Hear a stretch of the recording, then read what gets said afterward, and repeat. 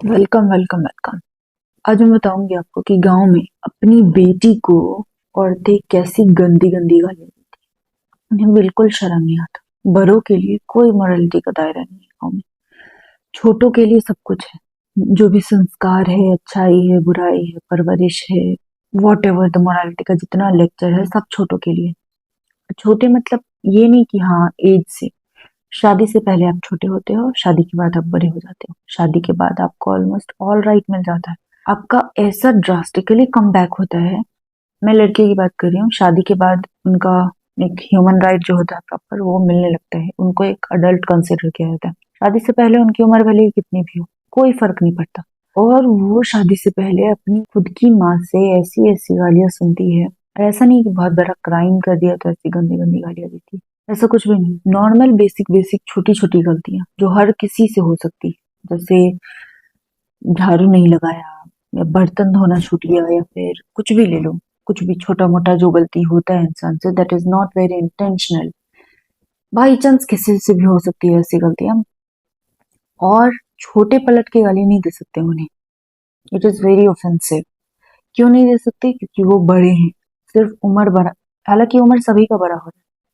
कुत्ते, बिल्ली, आदमी, जानवर, हर किसी का उम्र बढ़ रहा है। उम्र बढ़ना, उम्र बढ़ने में ऐसा नहीं है उन्होंने कुछ अचीव कर लिया इसलिए उनको ये सब स्पेशल राइट मिल रहा है, ऐसा नहीं है। सभी का उम्र बढ़ता है। It's not something that gives you special right. उनको, बड़ों को, I don't know, it's kind of safe mechanism जो कि सोसाइटी ने बनाया होगा खुद के लिए, क्योंकि बड़े हो जाने के बाद वो पावरलेस हो जाते हैं।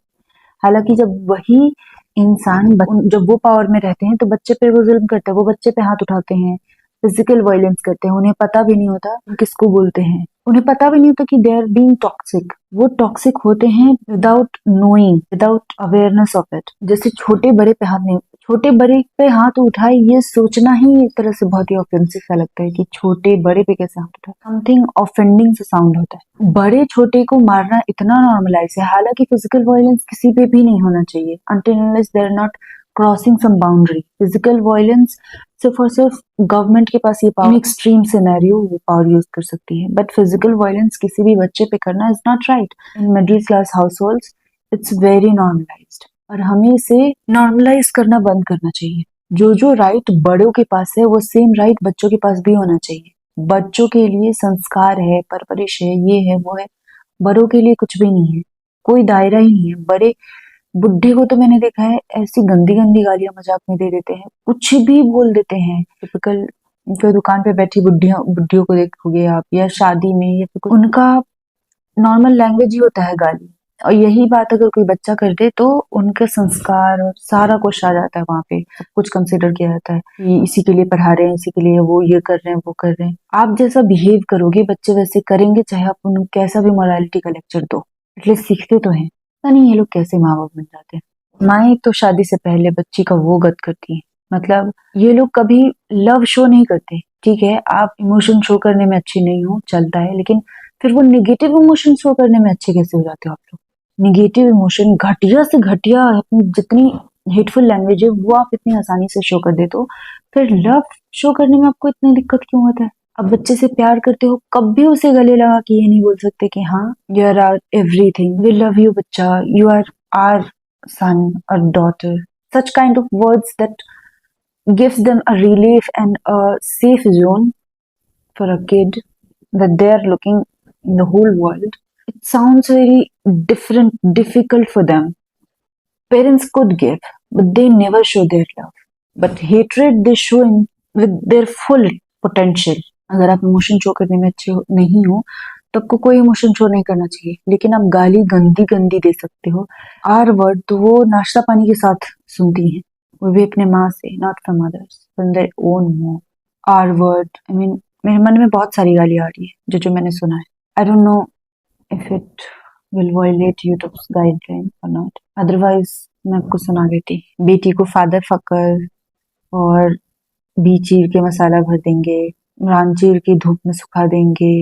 ये सब गालियाँ कोई ऐसा नहीं है कि कुछ एब नॉर्मल सा बोल दिया। ये वो नाश्ता पानी से ज्यादा ये लोग यही खाती हैं आम लड़कियां शादी से पहले। मे भी शादी के बाद, आई डोंट नो बहुत शादी के बाद क्या होता है। शादी से पहले तो सुनती ही, and they literally think it's love. आप जितना बच्चों को मारोगे पीटोगे, जितना उन्हें उन्हें पता भी नहीं है कि इससे बच्चा अनसिक्योर होता है, अंडर कॉन्फिडेंट बन जाता है, इंट्रोवर्ट बन जाता है, तो सोशली ऑकवर्ड हो जाता है, वो किसी से मिलना नहीं चाहता, वो किसी से मिलने में बहुत ही ऑकवर्ड सा फील करता है, कॉन्फिडेंस एकदम ही लूज हो जाता है बच्चे को, और it's very difficult to be again in. उन्हें ये लगता है कि उन्होंने अपनी वो जब बड़ी हो रही थी तो वो घटिया घटिया गाली सुनी, वो ये सब सुनी, तो वो भी अपने बच्चों को देंगी, और दिस इज हाउ परवरिश इज बीइंग डन। इस तरह से आप अपने बच्चों की अपब्रिंगिंग करते हो, उन्होंने यही सीखा है, तो इसे वो नॉर्मल समझते हैं। उन्हें पता नहीं है it's not normal, it's very toxic. बाप का बच्चों पे हाथ उठा देना, खासकर बेटा पे, बाप मैंने कम ही देखा है कि बेटियों को मारते हुए। बच्चा बिगड़ रहा है, there are so many ways by which you can handle, but they prefer violence, physical violence and abuse. So उन्हें ये लगता है कि ऐसे ही परवरिश की जाती है, वो जितना टॉर्चर करेंगे अपने बच्चों को, वो उतनी अच्छी पेरेंट्स कहलाएंगे, उतने स्ट्रिक्ट पेरेंट्स कहलाएंगे। हालांकि strict parents is not something you should proud of. खासकर लड़की को अलाउड नहीं है गाली देना, लड़के तो दे भी देते हैं, बहुत सारी गालियां वो बचपन से देते आते हैं, लड़कियां जनरली नहीं देती, और ना ही उन्हें देना नॉर्मल समझा जाता है। अगर वो गाली बकती हैं तो उन्हें पेरेंट्स बहुत ही स्ट्रिक्टली हैंडल कर, पीटना, डंडा उठाना। मैंने देखा है गांव गांव में बुढ़े बुढ़ियां जो होती हैं, वो हंसी मजाक में फ्लो फ्लो में ऐसा ऐसा बच्चों को गालियां दे देती है, वो सोचता रह जाता है कि बोला क्या जाए, कभी कभी तो समझ भी नहीं पाता। मेरे खुद के साथ हुआ है बहुत बार ऐसा, and those are the times when parents need to stand. मेरे बच्चों के साथ इस तरीके की बातें ना करें आप, बट वो भी उसी में शामिल हो जाते हैं, उन्हीं लोगों में शामिल हो जाते हैं। और मुझे लगता है लड़कियों को ज्यादा दिनों तक घर में नहीं रहना चाहिए, आप रिबेल करो, literally I am saying rebel करो।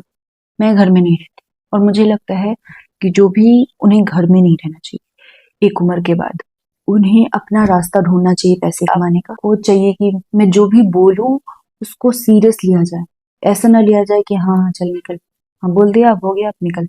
What ever I am saying it has some impact, at least my family listen. एक उम्र के बाद आपको घर पे नहीं रहना चाहिए, जितना आपको जरूरी था घर के पास रह के पढ़ने का आपने पढ़ लिया, आप या तो किसी बहाने से भी घर से दूर जाओ, इट्स मैंडेटरी टू गो। अगर आप घर पे रह के बाउंड्री सेट करोगी, highly possible that they may become violent. ये मत सोचो कि शादी करके और दूर जाओगे, ऐसा नहीं है। शादी तक घर में रुकने का डिसीजन मत लो, वरना आप पेराओगे, बहुत ज्यादा पेरे जाओगे। पेरे जाने से बचना चाहते हो तो आप घर से बाहर निकलो, कहीं भी रहो। मिडिल क्लास कंजर्वेटिव ही होते हैं, मिडिल क्लास जैसे कुछ होता नहीं है, सब गरीब ही होते हैं एक्चुअल में। तो अगर आप गरीब घर में पैदा हुई हो, निकलने का सबसे पहले सोचो, दूर रह के आप बाउंड्री सेट करना स्टार्ट करो। जब भी वो लोग आप पे चढ़ते हैं, आप बोलो this is not the behaviour I want for my self. आपको बुरी लगती है तो लगे, यू नो वन थिंग, जो भी आप पे खर्च करते हैं ना, वो आपको कंट्रोल करते हैं, ये बात याद रखना। आप पे कुछ भी खर्च किया जा रहा है ना, अगर आपके ऊपर कोई, चाहे माँ बाप हो या कोई भी हो, वो आप पे कुछ खर्च कर रहा है, तो आप अपनी अथॉरिटी उनके हाथ में दे रहे हो। आपको पता नहीं है बट दे रहे हो।